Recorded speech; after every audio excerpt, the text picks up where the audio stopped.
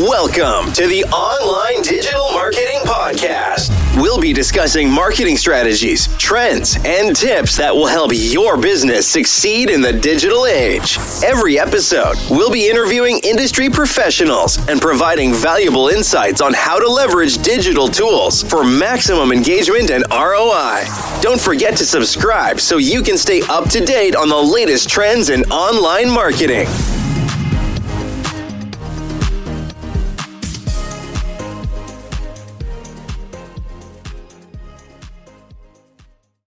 Welcome to the Deep Dive.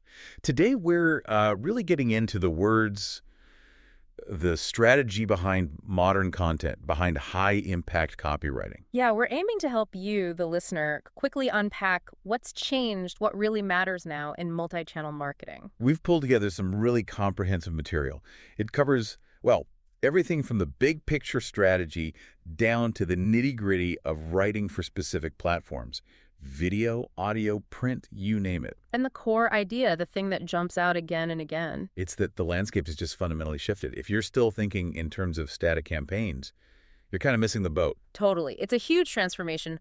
We've moved away from, let's call it the brand monologue, where companies just sort of broadcast to people. Right. And now we're in this much more interconnected, multi-channel dialogue. It's about moving from push to pull. Earning attention, not demanding it. Building relationships. And it's fascinating how the language, the actual terms we use, has evolved to reflect that. Oh, absolutely. The vocabulary is catching up to the philosophy. It's about respect, respect for the customer's time and choice. So, well, think about opt-in advertising. Sounds a bit clunky, maybe a little pushy. Now we talk about pull marketing. Makes sense.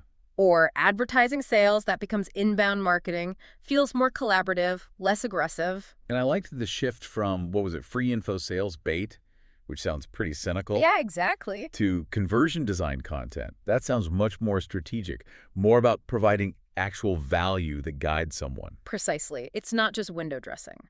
It signals that every single piece of content needs a purpose, needs to be part of building that interactive relationship. Okay, so let's unpack that. Building the relationship. Where do we start? The sources stress that strategy has to be locked down first. You can't just vaguely aim for digital content. No, you need surgical precision. You absolutely have to know where someone will encounter this content. Is it scrolling on social, a landing page they clicked through to, an email? And what do you want that content to do? Exactly. Inform, entertain, educate, maybe inspire them to share it, or solve a very specific problem they have. If it doesn't have that sharp focus, it's just, it's noise. Which leads us to that sometimes fuzzy distinction. Content writer versus copywriter. The sources draw some clear lines here. Can you walk us through that? Sure. Think of it like this. Content writers are primarily focused on providing value, building trust. They tell, they bait, but with genuinely useful info. They know the product, teach about it, explain features. The goal is often to alleviate a pain point through information. So they lay the groundwork to build that credibility. Right. Then the copywriter often comes in or takes over to move towards a specific action, towards conversion. They aim to sell, yes, but also to show the value proposition clearly.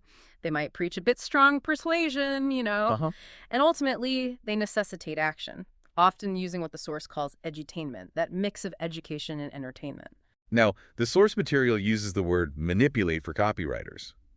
That word can sound a bit off, especially when we're talking about building trust. How should we understand that term here? That's a really important point.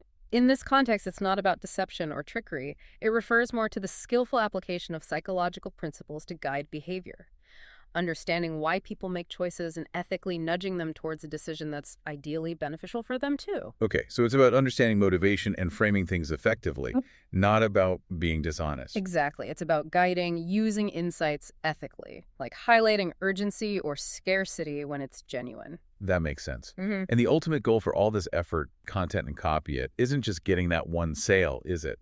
The sources aim higher. Much higher. The goal is advocacy. You know the standard sales funnel. Awareness, interest, consideration, intention, decision, purchase. Yeah. That purchase, that's like the halfway point now. The real win is guiding that customer further, turning them into a loyal fan. Someone who actually promotes and defends your brand. A single purchase is good, but advocacy is where the long-term value lies. Absolutely. That's how brands truly thrive. And you can't get to advocacy if you don't truly understand who you're talking to. which brings us squarely to audience strategy. The basics are demographics, geographics, behavior. Yeah, the what and where. Age, location, what they buy. That's the surface level. Important, but not enough. The sources really emphasize going deeper, picturing the audience as real three-dimensional people. exactly. And that's where psychographics come in. Understanding their values, their attitudes, their lifestyles. You, the listener, need to get beyond the stats. And a key tool mentioned for this is VALS, values, attitudes, and lifestyles. Why is that model so significant? VLS is powerful because it links personality and values directly to consumer behavior. It groups people into types like, say, achievers, who are motivated by status, or experiencers who seek novelty and excitement. So knowing if your audience is primarily one or the other completely changes how you talk to them. Radically.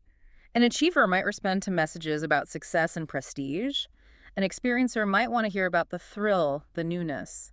VALS helps you understand the why behind their choices, which is gold for crafting resonant messages. Okay, so once you have that deep audience insight, the next step is the ABCs of strategy. Audience, benefits, and the creative brief. That's the roadmap. That's the foundation, yeah.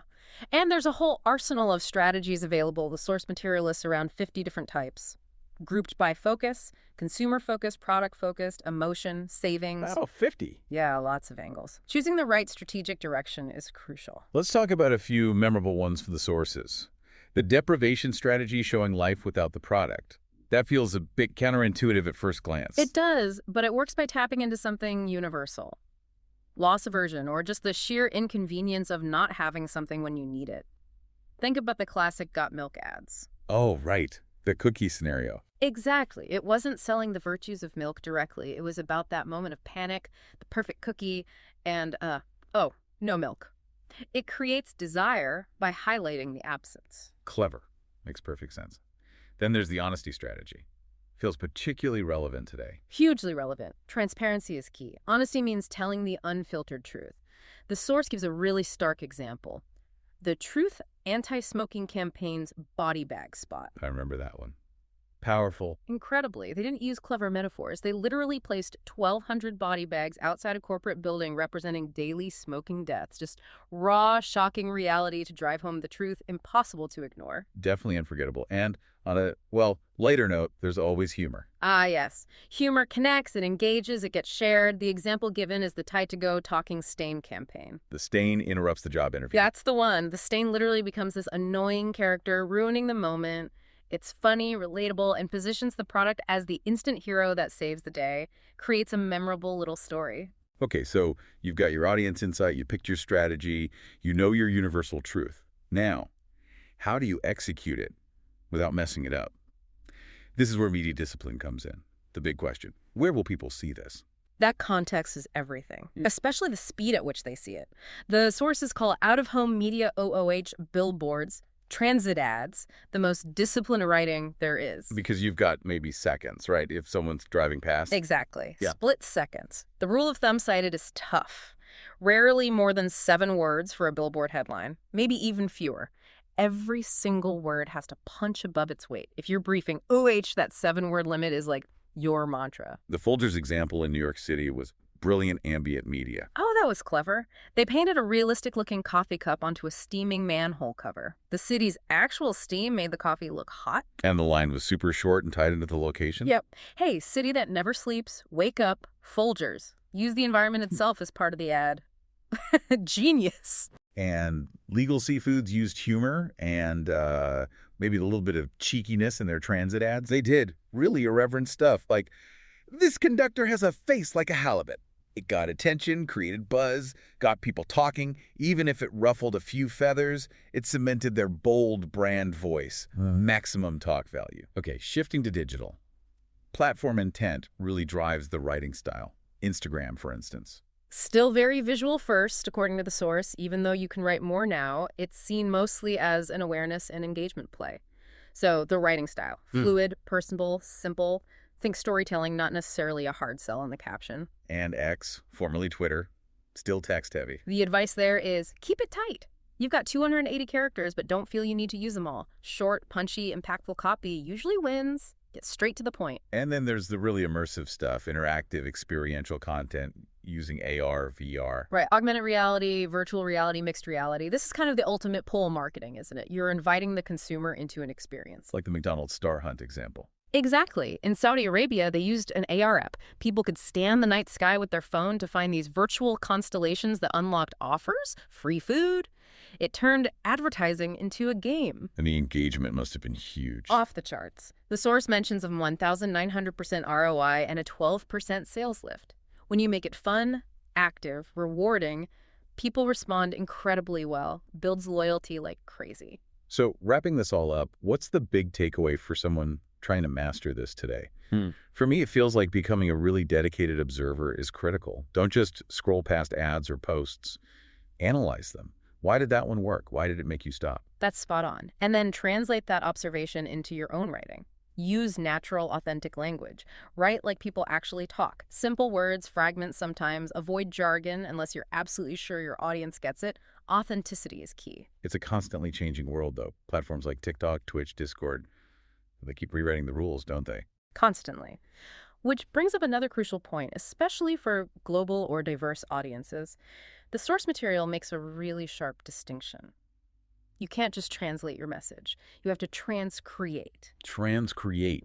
So not just swapping words, but recreating the message so it feels culturally relevant. Precisely. A direct translation might miss the cultural nuances, the emotional resonance. It could even be offensive or just fall flat. Transcreation means finding the equivalent feeling, the parallel story that works within that specific cultural context. It ensures the message is embraced, not rejected. That idea, moving beyond translation to true cultural empathy, feels like the peak of strategic writing. Finding that universal human truth, expressing it authentically, and then tailoring it perfectly for the medium and the audience. That's the challenge and the opportunity. Which leaves us with a final thought for you, the listener. As you work on your next piece of content, how will you dig deep to find that core universal truth? The kind that's so relatable, it truly crosses cultural, geographic, and generational barriers, making sure your message isn't just seen, but genuinely felt. Ready to take your online business to the next level? Subscribe to our digital marketing podcast and then join our Accountability for Success Mastermind. With expert advice from industry leaders, you'll gain knowledge and insights that will help you succeed in today's digital marketing world. From social media strategies to search engine optimization, we have all the tools you need. Learn from successful entrepreneurs and take control of your online success. Join the Accountability for Success Mastermind now at bit.ly/AFSM podcast.